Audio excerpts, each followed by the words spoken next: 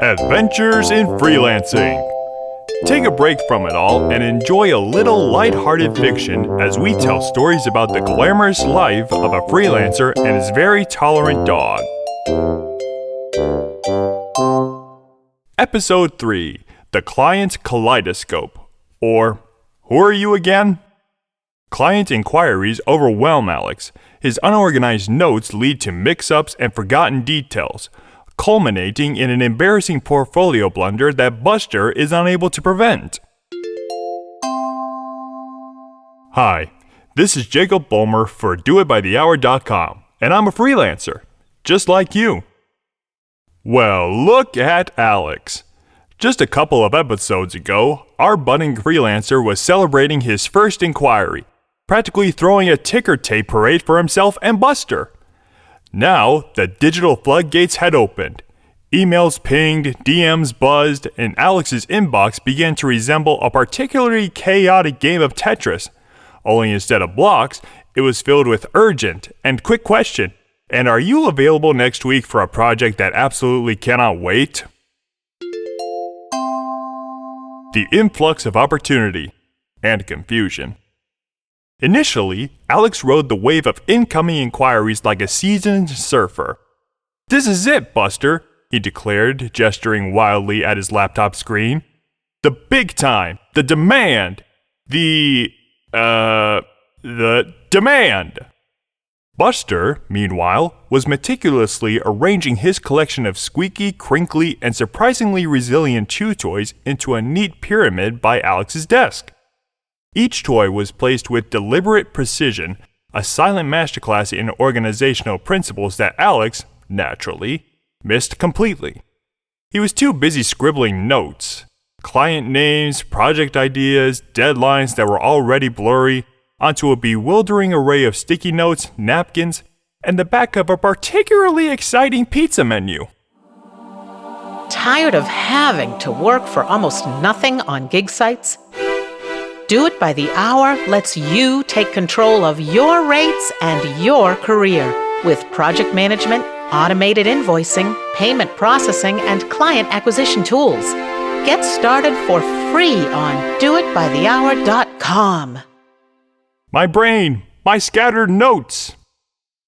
Alex's desk, once merely untidy, now looked like a crime scene where the victim was order. He had a client, Sarah, who needed a logo for her artisanal pickle business. Then there was Steve, a burgeoning drone photographer asking about website design. And somewhere in the chaos, a mysterious Molly needed something creative for her thing. Alex would pore over his scribbles, a furrow in his brow.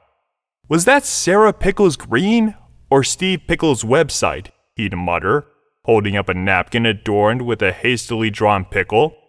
Buster, if he could speak, would have offered, "Even a cat knows where its favorite sunbeam is," before nudging Alex's laptop with his nose. The screen, conveniently, had a browser tab open, displaying a sleek, well-organized CRM demo. Alex would just shove it closed. "Later, Buster. Important human stuff." One afternoon, in a moment of extreme panic and caffeine-fueled confidence, Alex decided to send out portfolio samples.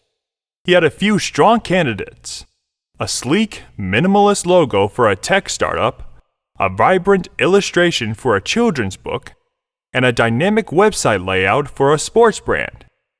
This was his chance to shine. He carefully selected what he thought was the perfect piece for Mr. Henderson, a lead who ran a high-end fashion boutique. He attached the file, hit send, and leaned back, a triumphant grin spreading across his face. Buster, who had been watching the entire frantic process from his perch, gently pawed at a teetering stack of client notes, sending them cascading across Alex's keyboard. A single note floated to the top: Henderson, fashion, sophisticated, elegant. The humiliation of the wrong attachment. The reply came swiftly. "Dear Alex," it read, "thank you for sending your portfolio. While the children's book illustration is certainly colorful, I'm not entirely sure how it aligns with our luxury ready-to-wear brand. Perhaps you intended to send something else? Alex's triumphant grin vanished faster than a free cookie at a developer conference. His stomach did a backflip, a double somersault, and then landed in a tangled heap of mortification. He had sent the cheerful crayon-bright illustration of a grumpy badger reading a story to a flock of confused sheep, to a luxury fashion boutique. The silence in the room was deafening, punctuated only by the soft thud of Buster dropping a precisely organized chew toy at Alex's feet, then looking from the toy to Alex, a silent "I told you so" echoing in his eyes. Just as Alex thought he'd sorted out who's who and had a faint, glimmering hope that he'd actually learned from his mistakes, his phone rang. A new, very demanding client was on the line, stating they were referred by a friend. Alex's mind raced. He talked to a lot of people lately, but this person? He has absolutely no record of ever talking to anyone who would refer this person. Buster looked up from meticulously organizing his squeaky toys. Didn't you write that down somewhere? Seriously? If you enjoyed this and need a voice actor for your next project, I'm available. Just search for Jacob Wolmer on doitbythehour.com.